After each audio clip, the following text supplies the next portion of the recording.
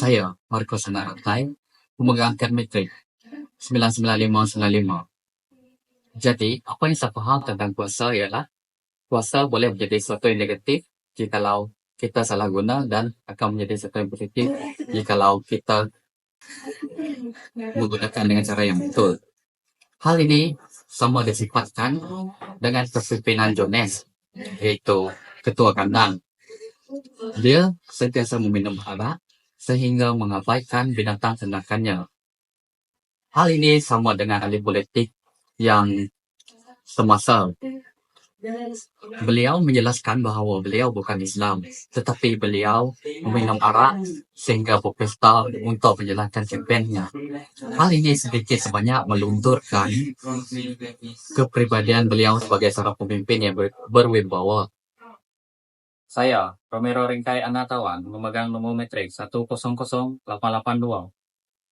Pendapat saya, kuasa merupakan hak atau kewibawaan atas sesuatu, yaitu mengurus dan memerintah sesuatu berdasarkan undang-undang dan peraturan. Sebagai contoh, dalam novel Animal Farm, watak Napoleon, Snowball, dan Squealer menunjukkan kuasa mereka untuk membina idea all major, mencipta konsep animalism, dan menghasilkan 7 perintah yang perlu dijalani oleh hewan-hewan.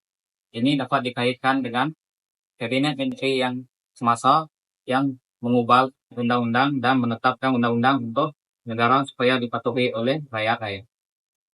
Hai, nama saya Febian Babay Anak Awang, pemegang nombor kad metrik 98903. Apa itu kuasa? Kuasa sering dilihat sebagai amanah dan tanggungjawab orang yang memimpin kepada yang dipimpin.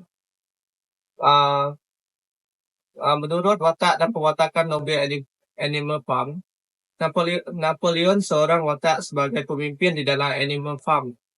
Napoleon bertanggungjawab berpindah ke rumah pertanian dan membuat hewan-hewan lain bekerja keras dan memulakan perdagangan dengan peternak lain. Contoh dengan pemimpin masa sekarang seperti Tun Muhammad Mahathir pada zaman pemerintahannya, beliau mengecam orang Melayu dan menulis sebuah buku berjudul Dilema Melayu bagi menyedarkan masyarakat untuk bekerja keras seperti bangsa lain seperti masyarakat Cina. Saya Valentino Banyak Enam Musa, pemegang kad metrik 101248. Pada pendapat saya, kuasa merupakan salah satu kelebihan yang ada pada seseorang apabila dia menjadi seorang pemimpin. Boleh dikaitkan dengan kisah di Animal Farm yang berlaku di mana Napoleon telah berlaku tidak adil dengan menggunakan kuasanya sebagai seorang pemimpin. Dia berlaku tidak adil terhadap hewan-hewan lain.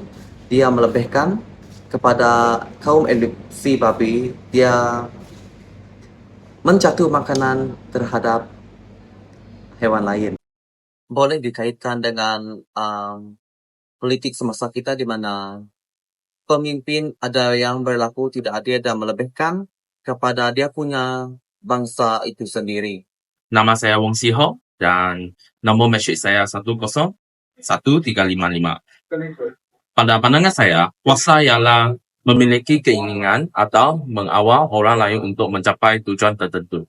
Sebagai contoh, babi di Animal Farm mewakili kelas pemerintah mengeksplorasi kedudukan mereka untuk kepentingan peribadi. Pada masa yang sama, rasa kekal sebagai isu yang berleluasa dalam politik kini, iaitu pemimpin dan pegawai terlibat dalam rasa penyelewengan dan sebagainya. Nama saya David Lip Anak D2. Nombor metrik saya 98634. Apa yang saya paham tentang kuasa adalah sejenis keupayaan atau ciri semula jadi pemerintah. Ia juga dianggap sebagai sejenis keupayaan untuk menyelesaikan masalah, melaksanakan sesuatu di mana manusia yang boleh mendatangkan sifat kesetiaan di kalangan orang perseorangan. Semasa Snowball dan Napoleon memerintah, korupsi telah pun berlaku. Pada awal mereka memegang tampuk kekuasaan, mereka menjanjikan tiada perbezaan antara binatang dengan binatang lain. Kata mereka semua binatang adalah sama, tetapi sedikit demi sedikit berlaku pencabulan hak. Seperti di Malaysia, dikala para pemimpin kita menindas rakyat dengan suasana hidup yang naik menggila, akan muncullah menteri-menteri dengan kenyataan bodoh bagi mengelirukan rakyat terhadap isu-isu berkenaan. Kesimpulannya, kuasa umumnya boleh didefinisikan sebagai satu daya kemampuan, kudrat, keupayaan, tenaga, kesanggupan, minat, hak, wibawa, mandat, keagungan, kawalan, ketahanan, ketabaan, karisma, ataupun kekuatan. Seperti yang kita tahu, sesetengah individu menggunakan kuasa tersebut dengan cara yang salah, sama ada dari segi menindas orang bawahan yang bukan sama taraf dengan individu tersebut. Hal ini sering berlaku dan harus dielakkan agar tidak semakin berleluasa. Jadi, gunakan kuasa yang ada dengan cara yang betul agar dapat memberi manfaat kepada pihak lain. Sekian, terima kasih.